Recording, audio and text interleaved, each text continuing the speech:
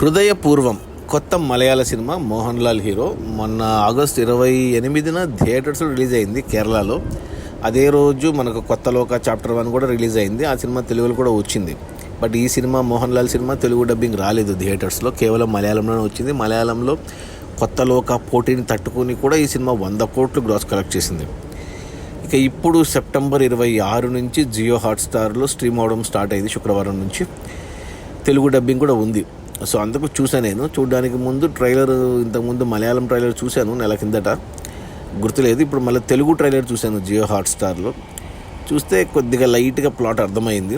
అంటే మోహన్ లాల్ ఈ సంవత్సరంలో లూసిఫర్ 2 కానీ ఇంకొకటి ఏదో వచ్చింది సినిమా, మంచి హిట్లు, అంటే 300 కోట్లు 200 కోట్లు అలా కొల్లగొట్టాడు. ఈ సినిమాతో 100 కోట్లు కొల్లగొట్టాడు మోహన్ లాల్ ఒక కేరళలోనే. సో తెలుగు డబ్బింగ్ ఉంది కదా, దానికి తోడు హీరోయిన్ వచ్చేసి మాలవిక మోహనన్. ఆ అమ్మాయి కోసమే చూశాను. మోహన్ లాల్ ఒక కారణం అయితే మాలవిక మోహన్ రెండో కారణం, ప్లస్ ఓటీటీ అని చూశాను. సినిమా చూస్తే అంటే హృదయపూర్వం అంటే అది మలయాళం టైటిల్ ఏం కాదు, తెలుగులో కూడా హృదయం అంటే తెలుసు కదా, హార్ట్. ఇంకా హృదయపూర్వం అంటే మనస్ఫూర్తిగా అని చెప్పొచ్చు కన్వర్ట్ చేస్తే. బట్ అదే టైటిల్, డబ్బింగ్ సినిమా కాబట్టి ఓటీటీ డబ్బింగ్, థియేటర్ డబ్బింగ్ కాదు. మోహన్ లాల్ డబ్బింగ్ బాగానే ఉంది, కానీ మోహన్ లాల్కి చెప్పిన డబ్బింగే మనం సినిమా థియేటర్స్లో చూసే మోహన్ లాల్ వాయిస్ వేరు, ఈ ఓటీటీలో వచ్చిన వాయిస్ వేరు. బట్ ఓకే, అడ్జస్ట్ అయిపోతాం. ఇక సినిమా స్టార్ట్ అయిన మొదటి అరగంట పాటు నాకు అంతగా ఇంట్రెస్టింగ్ అనిపించలేదు సినిమా. ఇంకా తీసేద్దాం అనుకున్నాను. ఎందుకంటే సింపుల్గా ఉంది. కేరళలో జరిగినట్టు కొచ్చిన్లో హీరోకి ఏదో ప్రాబ్లం ఉన్నట్టు అది ట్రైలర్లో కూడా చూపించారు, ఏం ప్రాబ్లం అనేసి. అది చెప్తే స్పాయిల్ అవుతుంది కాబట్టి నేను చెప్పట్లేదు, డైరెక్ట్గా చూసేయండి. దానికి తోడు హీరో చేసే వ్యాపారం ఏంటి, అతని ఫ్రెండ్స్, అతని కింద పనిచేసే వాళ్ళు, అతని బంధువులు, ఇలా అన్నీ పెట్టుకుంటూ వెళ్ళారు. కథ ఎక్కడికి ముందుకు వెళ్ళలేదు ఒక అరగంట పాటు. అరగంట తర్వాత ఎప్పుడైతే మాలవిక మోహన్ క్యారెక్టర్ ఎంటర్ అవుతుందో సినిమా అక్కడి నుంచి పూనాకు షిఫ్ట్ అవుతుంది. ఇక మిగతా 2 గంటల సినిమా అంతా పూనాలోనే షూట్ చేశారు. బట్ పూనా అని పేరుకే చెప్పారు, కానీ ఎక్కడో హిల్ స్టేషన్, నాకు తెలిసి మహాబలేశ్వర్, పూనా దగ్గర మహాబలేశ్వర్లో తీశారో మరి సౌత్లో తీశారో తెలియదు, కానీ సిటీని అయితే ఎక్కువ వాడింది లేదు. జస్ట్ పూనాలో జరిగినట్టు చూపించారు అంతే మనకు. ఇక అక్కడి నుంచి ఇంకా కొద్దిగా ఇంట్రెస్టింగ్గా సాగింది. స్లోగా ఉంది సినిమా, సింపుల్ పాయింట్ని తీసుకొని మెల్లగా ఎక్కించారు దాన్ని మెల్లగా. అంటే నాకైతే కొద్దిగా ఫస్ట్ హాఫ్ అన్ అవర్ చూసినప్పుడు ఏంటప్ప కొద్దిగా టీవీ సీరియల్ లాగా ఉంది, కథ ఎక్కడికి ముందుకు సాగట్లేదు, ఆ టేకింగ్ ప్రజెంటేషన్ ఒక సినిమాలాగా లేదు. ఈ సినిమాకు 100 కోట్లు ఎలా వచ్చాయి మలయాళంలో అనుకున్నాను. సో ఇంటర్వెల్ పాయింట్ అంటే 1-10 నిమిషాల వరకు ఇంటర్వెల్ పాయింట్కి వచ్చేసరికి మనం కూడా లీనమైపోతాం ఇక కథలో. యాక్చువల్గా సెన్సిటివ్ పాయింట్ ఇది. ఈ పాయింట్ని అంటే ఇప్పుడు ఉపేంద్ర సినిమాలో చూస్తే ఇదే పాయింట్ని వల్గర్గా అనిపిస్తుంది. బట్ అదే పాయింట్ని వీళ్ళు చాలా స్మూత్గా సెన్సిటివ్గా డీల్ చేశారనిపించింది. అయినా కానీ ఈ పాయింట్ వింటే ఇంటర్వెల్కి వచ్చేసరికి కథ ఎక్కడికి వెళ్తుందని ఆలోచిస్తే ఒక రకంగా చూస్తే ఏంటి కొద్దిగా ఎబ్బెట్టుగా అనిపిస్తుంది, ఇంకో రకంగా చూస్తే ఏముందిలే పర్లేదులే అనిపిస్తుంది. సో నాకు పర్సనల్గా అయితే కొద్దిగా ఆ కాన్సెప్టే కొద్దిగా గలీజ్గా ఎబ్బెట్టుగా అనిపించింది. బట్ వాళ్ళు సింపుల్గా సటిల్గా సెన్సిటివ్గా డీల్ చేశారు. ఇక సెకండ్ హాఫ్కి వచ్చేసరికి ఇంకా కంప్లీట్గా లీనమైపోయాను నేను. ఇంకంటే లైట్ హ్యూమరు, లైట్ ఎమోషన్సు, లైట్గా కథ అంత సినిమా అంతా ఒక ఇంట్లో ఉంటుంది సెకండ్ హాఫ్. కానీ అంటే మొత్తం సినిమా అంతా కూడా యాక్చువల్గా పూనాలో ఒక పెద్ద బంగ్లా, హిల్ స్టేషన్లో ఒక ఇల్లు లాంటిది పెట్టుకుని మోస్ట్ ఆఫ్ ద మూవీ అక్కడే జరుగుతుంటుంది. కానీ మనకు ఆ ఫీల్ రాకుండా మంచిగా తీసుకెళ్ళాడు అనిపించింది నాకు.